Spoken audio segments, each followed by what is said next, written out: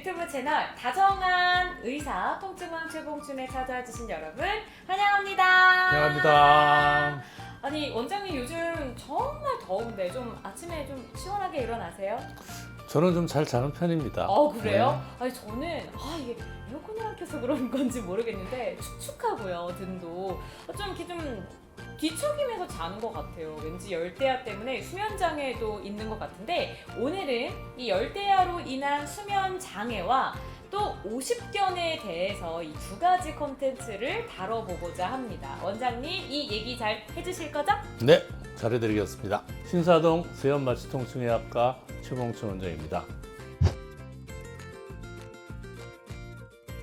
자, 이렇게 사실 날씨가 덥다 보면 밖에 돌아다니는 것도 힘들지만 사실 잠을 잘 때도 너무 힘든 것 같아요. 매번 에어컨을 킬 수도 없고 그렇다고 해서 선풍기를 계속 24시간 내내 틀 수도 없고 아침에 일어났을 때 오늘도 좀 잠을 잘 못 잤네 하시는 분들이 있을 것 같은데 이렇게 좀 열대야 때문에 힘드신 분들은 어떻게 하면 좋을까요?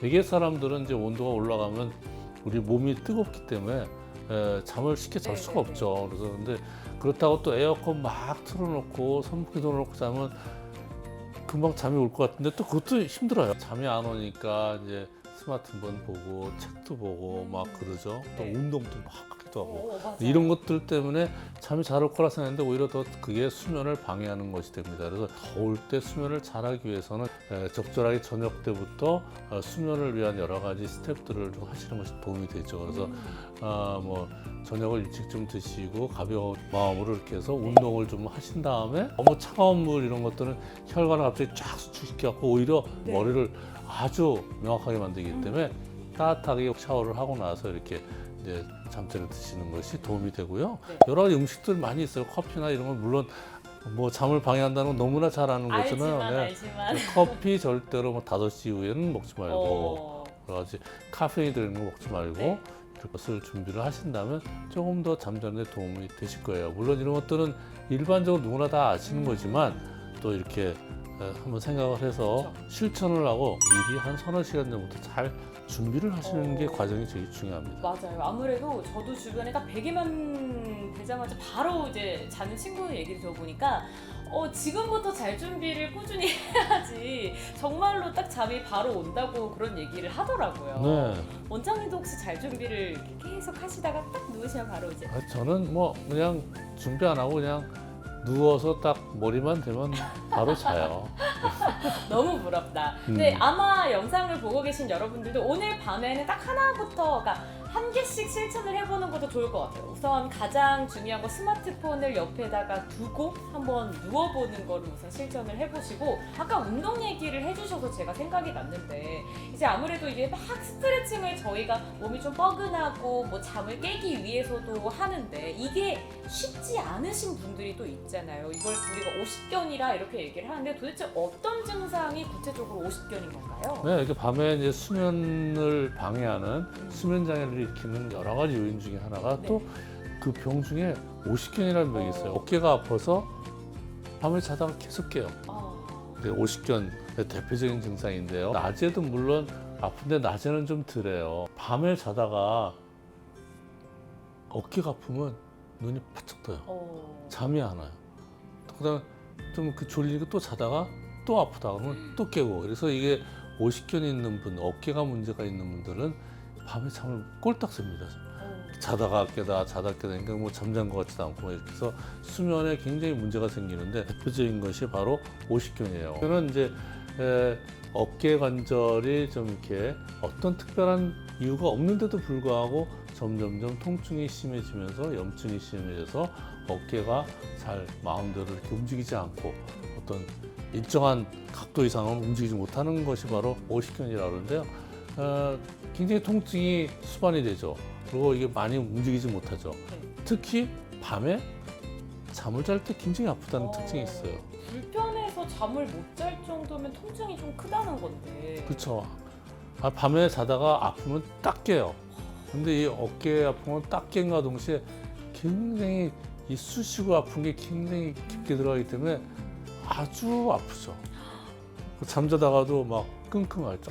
아이고 아파, 아이고 아파. 그럼 자는 거죠.